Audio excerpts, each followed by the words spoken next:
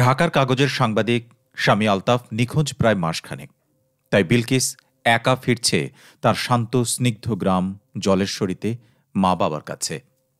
কিন্তু ৭১-এর মার্চের পর ঘরে ফেরার এই গল্প তার সুখের ছিল না, ভয়াবহ ছিল। বিলকিস নামের এই নারীর সঙ্গে সঙ্গে সৈয়দ শামসুল হক আমাদের নিয়ে গেছেন ৭১-এর ক্রমশ নির্মমতার দিকে, ভয়াবহতার দিকে। শুনুন সৈয়দ শামসুল হকের মুক্তিযুদ্ধ ভিত্তিক বিখ্যাত উপন্যাস নিষিদ্ধ লোবানের প্রথম পর্ব।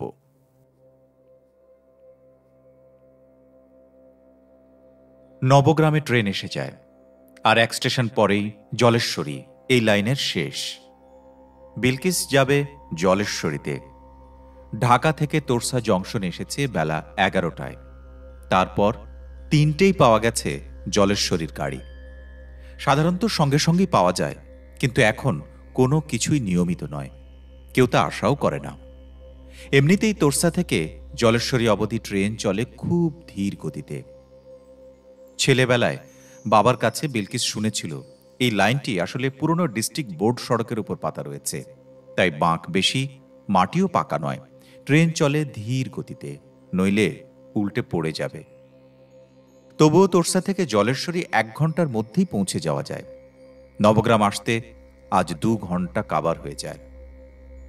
ট্রেনে ওঠার পর থেকেই যাত্রীদের ভেতরে কেমন একটা ফিসফাস সে শুনে আসছিল অনেকক্ষণ ধরে। শহরে এক মহিলার উপস্থিতিতে মানুষগুলো বড় একটা সপ্রতিভ ছিল না। তাছাড়া সময়টাই এমন যে মানুষ নিচু কণ্ঠ ছাড়া কথা বলে না।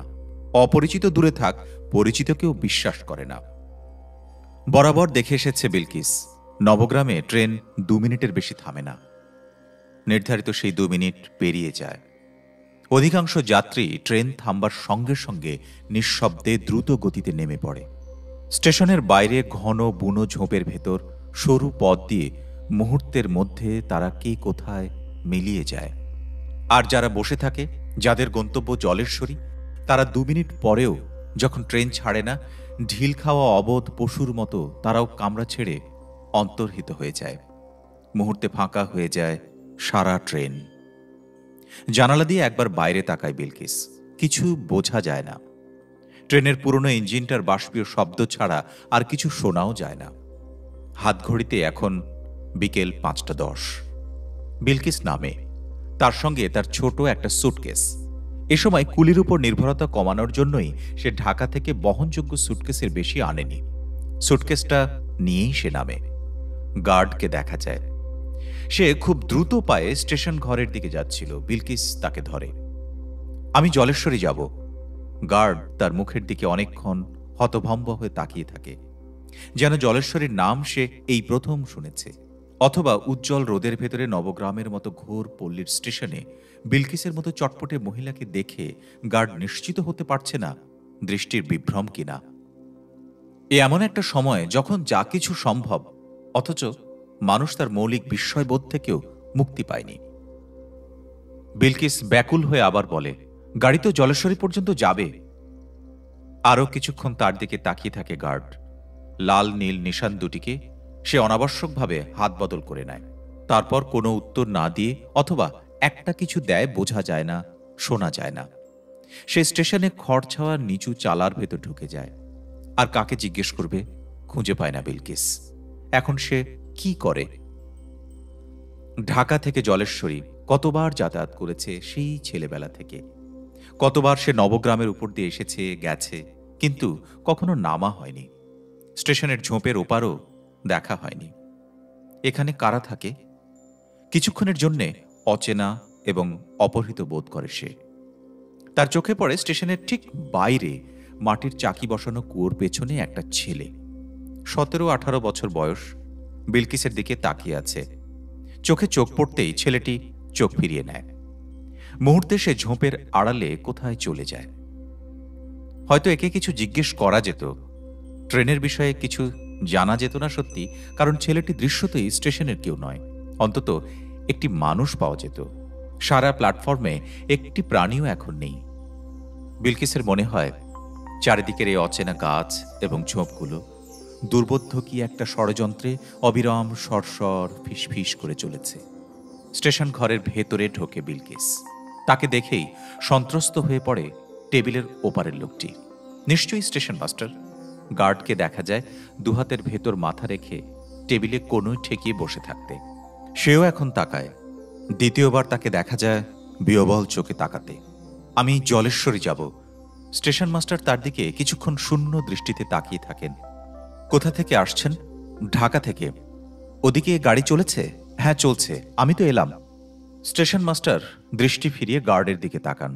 ঠিক তখন ইঞ্জিন ড্রাইভার এসে হাজির হয়। খবর কি মাস্টার সাহেব? আর খবর? এখন তোরসায় ফিরে যান, ট্রেন আর যাবে না। ড্রাইভার গজগজ করে ওঠে। আগে থেকে বললে হতো। তোরসার মাস্টার সাহেব কিছু বললেন না। ইঞ্জিন ব্যাক করে চলে আসতাম, সোজা বেরিয়ে যেতাম। এখন গার্ড রুষ্ট হয়ে ওঠে। এখন ব্যাক করে যেতে অসুবিধা কোথায়? আবার সেই তোরসায় গিয়ে ইঞ্জিন ঘুরিয়ে 3 মাইল চক্কর দিয়ে যে রাখতে হবে, সে আপনি রাখবেন কি আমি রাখব? তোরসার খবর রাখেন? যে কোনো দিন যে কোনো সময় কিছু একটা হয়ে যেতে পারে। এতক্ষণ উদ্বিগ্ন হয়ে কথাগুলো বিলকিস শুনছিল। তবু তার মনে হচ্ছিল আরো খানিকটা না শুনলে সে ঠিক বুঝতে পারবে না প্রসঙ্গটা। এবার সে বলে, ট্রেন এখন জলেশ্বরী যাবে না? তিনজন নীরবে তার দিকে তাকায়।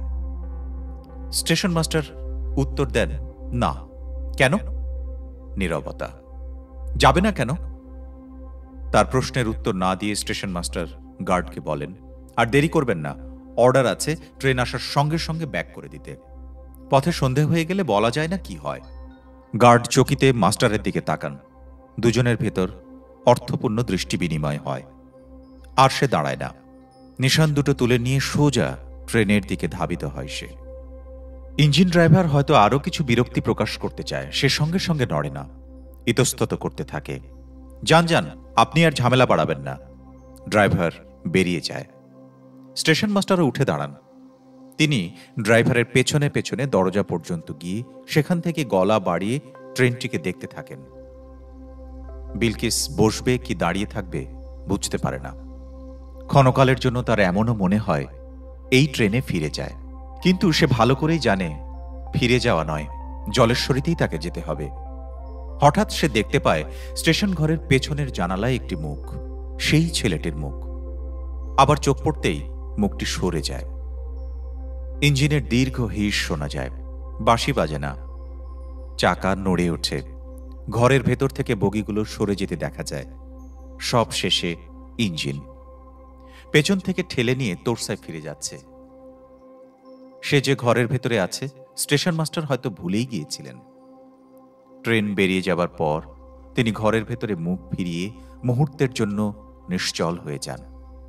ঠিক বুঝে উঠতে পারেন না কে বসে আছে। তাকে দোষ দেওয়া যায় না। ঘরটি এত নিচু, ঘরের জানালা এত ছোট যে যথেষ্ট আলো আসে না। দুপুরবেলাতেও সন্ধ্যাভাস ফুটে ওঠে। আপনি ঢাকা থেকে আসছেন? হ্যাঁ। জলেশ্বরী যাবেন? আমার যাওয়া দরকার। স্টেশন মাস্টার চিন্তিত মুখে চেয়ারে বসে পড়েন। হাত উল্টে বলেন, আমার কিছু করবার নেই। তারপর হয়তো তার মনে হয় একজন বিপন্ন মহিলাকে এভাবে সরাসরি নিরাশ করাটা উচিত হল না। কিন্তু আশা দেবারও আলো তার হাতে নেই। পুষিয়ে দেবার জন্য তিনি সহানুভূতিশীল গলায় জানতে চান, জলেশ্বরীতে আপনার কেউ আছে? আছে, মা আছে, ছোট ভাই আছে, রংপুর কলেজে পড়ে। আমার বড় বোন বিধবা, সে আছে, তার দুটো ছেলে মেয়েও আছে। জলেশ্বরীতে কি হয়েছে? নিজের খবর দ্রুত গলায় দিয়ে যে প্রশ্নটি এতক্ষণ মনের ভেতরে কঠিন মুষ্টির মতো চেপে বসেছিল বিলকিস উচ্চারণ করে। সরাসরি সে প্রশ্নের উত্তর না দিয়ে মাস্টার সাহেব বলেন, কিন্তু আপনি এখন যাবেন কি করে 5 মাইলের পথ? চোখের সম্মুখে হঠাৎ যেন আগুন জ্বলে ওঠে দাউ দাউ করে। বিলকিস দেখতে পায় জলেশ্বরী পুড়ে ছাই হয়ে যাচ্ছে, আবার দেখতে পায় সে আগুন নিভে গেছে। জলেশ্বরীর বাড়িগুলো বিভৎস ক্ষত নিয়ে দাঁড়িয়ে আছে। সারা শহরে একটিও প্রাণী নেই। বিকট জন্তুর মতো স্তব্ধতা হামা দিয়ে শহরটিকে খাবলে খাবলে খেয়ে চলেছে। ধড়ফড় করে উঠে দাঁড়ায় বিলকিস। তার ঠোঁট থেকে ভয়ার্ত প্রশ্ন গড়িয়ে পড়ে, জলেশ্বরীতে কি যাওয়া যাবে? কিছুক্ষণ ভেবে নিয়ে মাস্টার সাহেব উত্তর দেন, ঠিক বলতে পারছি না। আপনি কি শুনেছেন? খুব ভালো না। কি ভালো না? ভাই বোন মায়ের জন্য তীব্র ব্যাকুলতা তার কণ্ঠ ফুটে বেরোয়। একবার মনে হয় আর কখনো তাদের মুখ দেখতে পাবে না, যেমন সে তার স্বামী আলতাফের মুখ আর কখনো দেখতে পাবে আশা করে না। মাস্টার সাহেব বলেন, ভালোই তো ছিল সব, এতদিন কোনো গোলমালই ছিল না। আমিও তো চিঠি পেয়েছি মায়ের গত বুধবার। বললাম তো, ওদিকে কোনো গোলমালই ছিল না। স্টেশন মাস্টার আর চোখে একবার বিলকিসকে ভালো করে দেখে নেন। অচেনা একজনকে এত কথা বলা ঠিক হবে কিনা মীমাংসা করতে পারেন না। কোনো পুরুষ হলে হয়তো তিনি রূঢ়ভাবে বিদায় করতেন, মহিলা বলে ইতস্তত করেন। আবার সুশ্রী শহুরে একজন মহিলার সঙ্গে কথা বলবার সুযোগটা এই আতঙ্ক শাসিত সময়ের ফাটলে অবিরাম পতনোন্মুখ অবস্থার ভেতরেও একেবারে সংক্ষেপে ছেড়ে দেবার ইচ্ছে তিনি বোধ করেন না। এদিকে এই 4 মাস সব চুপচাপ ছিল। মার্চ মাসে ঢাকার ঘটনার পর এপ্রিলের প্রথম সপ্তাহে রংপুর থেকে মিলিটারি আসে। তখন সবাই জলেশ্বরী থেকে চলে যায়। আমার ভাই লিখেছিল, এখান থেকে অনেকেই সরে গিয়েছিল, শুধু জলেশ্বরী কেন, আধকোষা নদী পার হয়ে সব ওই পারের গ্রামে যায়। মিলিটারি ফিরে যাওয়ার পর বিহারীদের লুটের ভয়ে তারপর মিলিটারি বলে যায় যারা ঘরে ফিরবে না তাদের ঘর জ্বালিয়ে দেওয়া হবে। সেই ভয়ে আস্তে আস্তে লোকেরা ঘরে ফিরে আসে। তারপর এই কয় মাস একেবারে কিছু না। মাঝে মাঝে শোনা যায় ইন্ডিয়া যারা গেছে তারা যুদ্ধ করতে আসছে, কিন্তু সেরকম কিছু দেখা যায় না। হঠাৎ আজ খুব ভোরবেলায় আমি যা শুনলাম, জলেশ্বরী ডাকবাংলা তার ঠিক আগে যে খাল আছে আধকোষায় গিয়ে পড়েছে, সেই খালের উপর রেলপুল, সেখানে ডিনামাইট ফাটে। তারপর আর কিছু শুনিনি। অনেকে বলে মিলিটারি জলেশ্বরীতে গুলি করেছে। মিলিটারি ছিল ওখানে, গত মাসে তারা একটা ক্যাম্প করে, এর আগে ছিল না। লোকজন কেউ কিছু বলতে পারে না। বুকের ভেতরে শীতল বরফ অনুভব করে বিলকিস। আলতাফের কথা একবার মনে পড়ে যায়। এই কমাসের অনুপস্থিতিতে আলতাফের চেহারার চেয়ে তার অস্তিত্বটাই প্রথম উজ্জ্বলতরভাবে মনে পড়ে।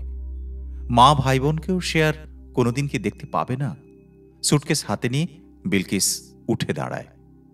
স্টেশন মাস্টার হাত তুলে যেন বাধা দেবার চেষ্টা করেন, পরমুহূর্তে আবার হাত ফিরিয়ে নেন তিনি। তাহলে কি করবেন? জলেশ্বরীতে যাব, 5 মাইল হাঁটা, আমাকে যেতেই হবে। মাস্টার সাহেব একই সঙ্গে উদ্বেগ এবং বিস্ময় বোধ করেন। হেঁটে যেতে পারবেন? দেখি। একা আপনি? একটু থমকে যায় বিলকিস। কি করব? একটা লোকটোক না হয়, কিন্তু জলেশ্বরীতে এ অবস্থায় কেউ যেতে চায় কিনা? সন্ধ্যাও হয়ে আসছে। এই কমাসে নিজের সাহস এত বেড়ে গেছে বিলকিস আর অবাক হয় না। আমি যেতে পারব। প্ল্যাটফর্মে দাঁড়িয়ে রেললাইনের উত্তর যাত্রার দিকে সে ক্ষণকাল তাকায়। এখনো রোদের উজ্জ্বলতা আছে। ঘন গাছপালার ভেতরে লাইনটা হঠাৎ বাঁক নিয়ে গা ঢাকা দিয়েছে। লাইনের ভেতরে 2 পা দিয়ে স্থির হয়ে আছে সাদা একটি গরু। আকাশে এক চিলতে খাড়া ধূসর মেঘ, বারুদের ধোঁয়ার মতো মনে হয়। বিলকিস রেলের পাশ দিয়ে সরু পায়ে চলার পথ দিয়ে জলেশ্বরীর দিকে এগোয়। তার মনে হয় কেউ যেন তার সঙ্গে চলছে। একবার থমকে দাঁড়ায় সে, কান খাড়া করে রাখে। কিছু শোনা যায় না। 2-1টা পাখির ডাক, গাছের পাতায় পাতায় বাতাসের সরসর, ওপাশের কাশবনে একবার হঠাৎ ট্যাস করে একটা শব্দ, আর কিছু না। বাঁকটা পেরিয়ে যায় সে। পেছনের স্টেশন আর চোখে পড়ে না। এবার সম্মুখে দেখা গুমটি ঘর, আর অনেক দূর পর্যন্ত ফসলের খোলা মাঠ। রেললাইনটাও দৃষ্টির শেষ সীমা পর্যন্ত বিস্তৃত। হঠাৎ করে সে যেন একটা অনন্তের ভেতর গিয়ে পড়ে। মুহূর্তের জন্যে অবসন্ন বোধ করে, কিন্তু চলার গতি সে থামায় না। অচিরে তার চোখের সম্মুখ থেকে সমস্ত কিছু অদৃশ্য হয়ে যায়। দৃষ্টি আচ্ছন্ন করে দাঁড়িয়ে থাকে তার মা, ভাই, বোন, টিনের লম্বা সেই ঘর, ঘরের পেছনে টক আম গাছ। জলেশ্বরীতে অনেক দূর থেকে গাছটা চোখে পড়ে সব সময়। বিলকিস যেন সেই গাছটা লক্ষ্য করেই একরোখার মতো এগোতে থাকে। এবার সে পেছনের শব্দটা শুনতে পায় পরিষ্কার। ঘুরে তাকিয়ে দেখে একটা ছেলে। সেই ছেলেটি কাঠের উপর দিয়ে দৌড়ে আসছে। বিলকিস ঘুরে তাকাতেই ছেলেটির দৌড়ের মুখে আরও কয়েক স্লিপার এগিয়ে থমকে দাঁড়ায়।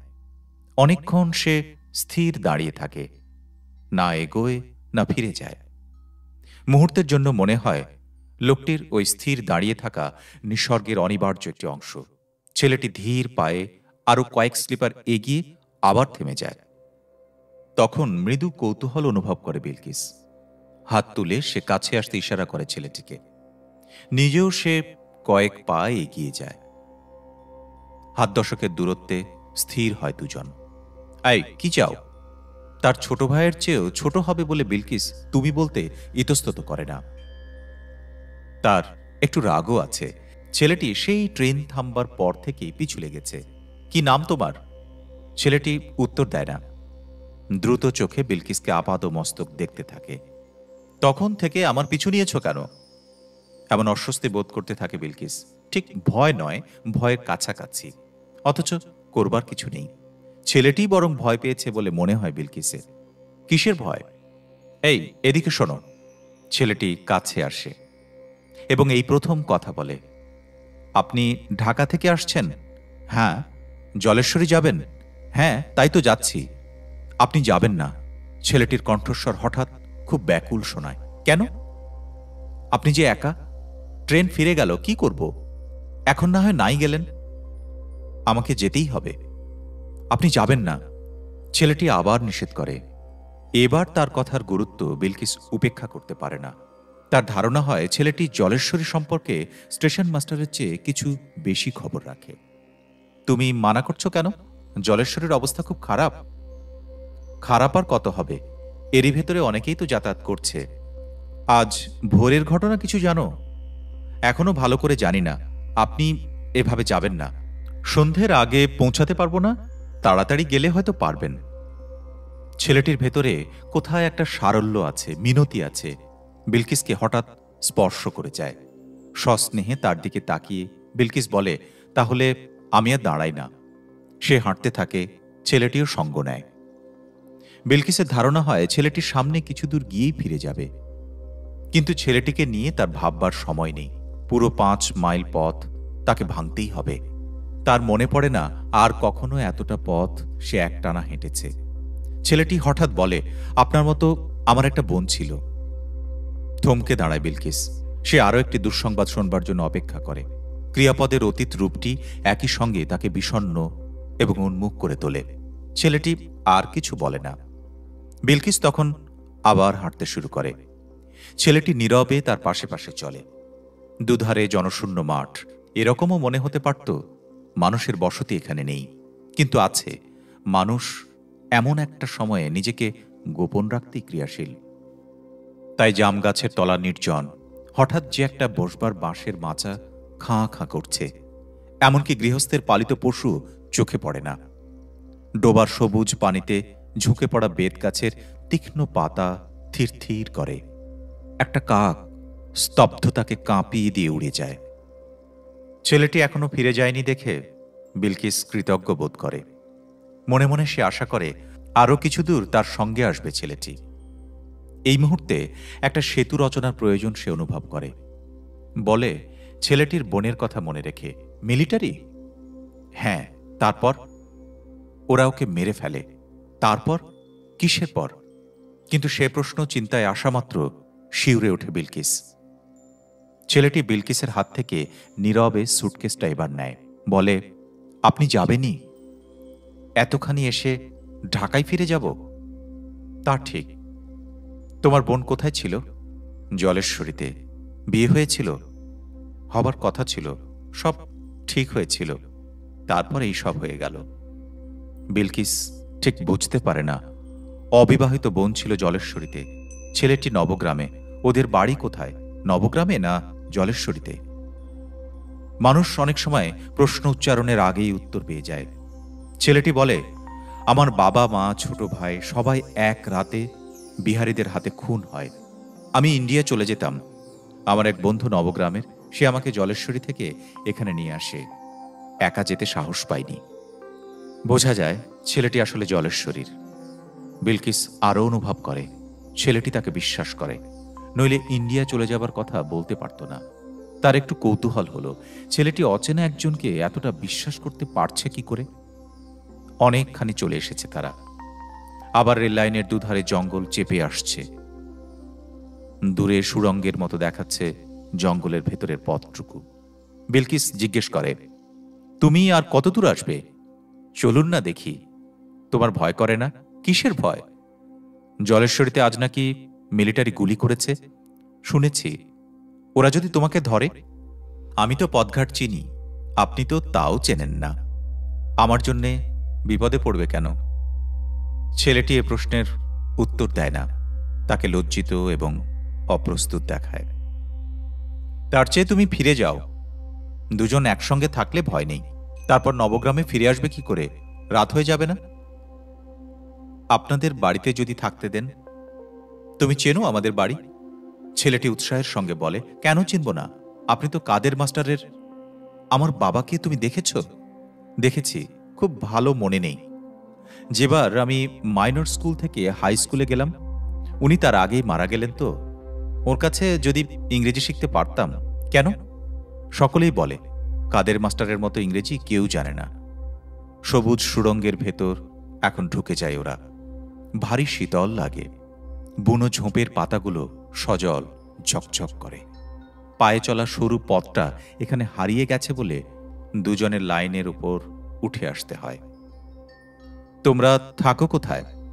প্রশ্ন করেই বিলকিসের মনে পড়ে যায় এখন তো ছেলেটির কেউ বেঁচে নেই। বাড়ির কথা মনে করিয়ে দেওয়াতে সে অপরাধ বোধ করতে থাকে, বিষণ্ণ হয়ে যায়। ছেলেটি ইতস্তত করে বলে, পোস্ট অফিসের পেছনে জলার ওই পারে। বিশদ জিজ্ঞেস করে আর তাকে কষ্ট দিতে চায় না বিলকিস। অপ্রত্যাশিতভাবে জুটে যাওয়া তরুণ এই সঙ্গীটির অদেখা বাবা মা বোনের কথা সে ভাবে। পথ চলে, তার নিজের কথা মনে পড়ে যায়। আলতাফ কি বেঁচে আছে? যে খবরের কাগজে আলতাফ কাজ করত, 25শে মার্চ রাতে মিলিটারি সেখানে আগুন ধরিয়ে দেয়। রাতের শিফটে ছিল আলতাফ, সে আর ফেরেনি। যে দুটি লাশ পাওয়া গেছে আলতাফের বলে শনাক্ত করা যায়নি। আলতাফের বন্ধু এক সাংবাদিক, অন্য কাগজের, শমশের। সে কয়েকবার বলেছে, ভাবি আমি আপনাকে জোর দিয়ে বলতে পারি আলতাফ বেঁচে আছে। তাহলে সে ফিরল না কেন? প্রতিদিন বিলকিস রাতের অন্ধকারে কানের কাছে রেডিও নিয়ে স্বাধীন বাংলা বেতার শুনেছে। প্রতি রাতে সে আশা করেছে হয়তো আলতাফের গলা শোনা যাবে, কিন্তু যায়নি। শমশের আবার বলেছে, ভাবি আলতাফ ইন্ডিয়াতে গেছে। গেলে তো আর খবর দেওয়ার উপায় নেই। খবর আপনি পাবেনই, আজ হোক কাল হোক। আপনি দেখবেন আলতাফ বেঁচে আছে। বিলকিস ছেলেটিকে হঠাৎ জিজ্ঞেস করে, কই তোমার নাম বললে না তো? আমার নাম সিরাজ। সিরাজ? ছেলেটিকে বেশ উদ্বিগ্ন দেখায়। কারণটা ঠাহর করতে পারে না বিলকিস। আশেপাশে কিছু টের পেয়ে গেছে সে, যা বিলকিস বুঝতে পারেনি। দুপাশে এখনো ঘন জঙ্গল। সেই জঙ্গলের ভেতর মিলিটারি ওঁত পেতে নেই তো? বিলকিস ছেলেটির কাছে সরে আসে চলতে চলতে। সিরাজ, আমরা কত দূর এসেছি? এখনো অনেক দূর আছে। অনেক দূর? কত দূর আর হেঁটেছেন? 2 মাইল হবে না? সিরাজ হেসে ফেলে, বলে, কি যে বলেন দিদি। পর মুহূর্তেই সিরাজ সজাগ হয়ে বিলকিসের মুখের দিকে তাকায়। ভীত গলায় বলে, পা চালিয়ে চলতে হবে, নইলে সন্ধে হয়ে যাবে। জঙ্গল পেরিয়ে আবার ফাঁকা মাঠের ভেতর পড়ে তারা। সিরাজ পরামর্শ দেয়, আপনি যদি স্লিপারের ওপর দিয়ে চলতে পারতেন তাহলে তাড়াতাড়ি হতো। শাড়ি পরে স্লিপারে লাফানো যায় না, বাধ্য হয়ে লাইনের পাশ দিয়ে তাকে হাঁটতে হয়। সিরাজ বলে, একটা গরুর গাড়িও যদি পাওয়া যেত। জলেশ্বরীতে ভোরে ডিনামাইট ফাটার কথা শুনে কেউ আর ওদিকে যেতে চাইল না। কখন চেষ্টা করলে? আপনি যখন স্টেশন মাস্টারের সঙ্গে কথা বলছিলেন। বিলকিস অবাক হয়ে যায়। ছেলেটি সেই তখন থেকে তাহলে তার সুবিধে অসুবিধের কথা ভাবছে। তার বাবার যারা ছাত্র তারা এখনো নাম শুনলে দাঁড়িয়ে পড়ে। সিরাজ তার ছাত্র নয়, তবু সে তার মেয়ের জন্য এতটা ভাবছে, ভেবেছে। বিলকিসের গর্ব হয় বাবার জন্য। মায়ের মুখ চোখের সম্মুখে ভেসে ওঠে বিলকিসের। হাই স্কুলের অ্যাসিস্ট্যান্ট হেডমাস্টারের চেয়ে বেশি কিছু হতে পারেননি বাবা। মা পদে পদে গঞ্জনা দিতেন তাকে। বাবা বলতেন, আমি না হই, আমার ছাত্ররা তো হয়েছে। জলেশ্বরীতে আজ ভোরের ঘটনার পর মা, ভাই, বোন ওরা ভালো আছে তো? বিলকিস বড় বিচলিত বোধ করে। সিরাজ, সত্যি দেরি হয়ে যাচ্ছে। বিলকিস স্লিপারের ওপর পা রাখে। তারপর শাড়ি একটু তুলে হাতে গুটিয়ে নিয়ে লম্বা পা ফেলে ডিঙোতে থাকে। প্রথমে একটু বেসামাল ঠেকে, অচিরে অভ্যেস হয়ে যায়। আর কতদূর সিরাজ? আপনি হাঁপিয়ে গেছেন? না না, একটু দাঁড়িয়ে যান না হয়। না, দেরি হয়ে যাবে। মন কেমন করছে, বাড়ির কথা ভেবে কিছু ভালো লাগছে না সিরাজ। মাস্টার বাড়িতে কেউ কিছু করবে না। ঢাকার কথা তুমি জানো না, ইউনিভার্সিটির প্রফেসরদের বাড়িতে ঢুকে গুলি মেরেছে, হিন্দু প্রফেসরদের বেয়োনেট দিয়ে খুঁচিয়ে খুঁচিয়ে মেরেছে। সিরাজ শিউরে ওঠে। তুমি শোনোনি?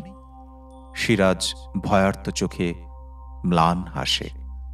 আর কতদূর আছে আমাকে বলো। মাইল দুয়েক।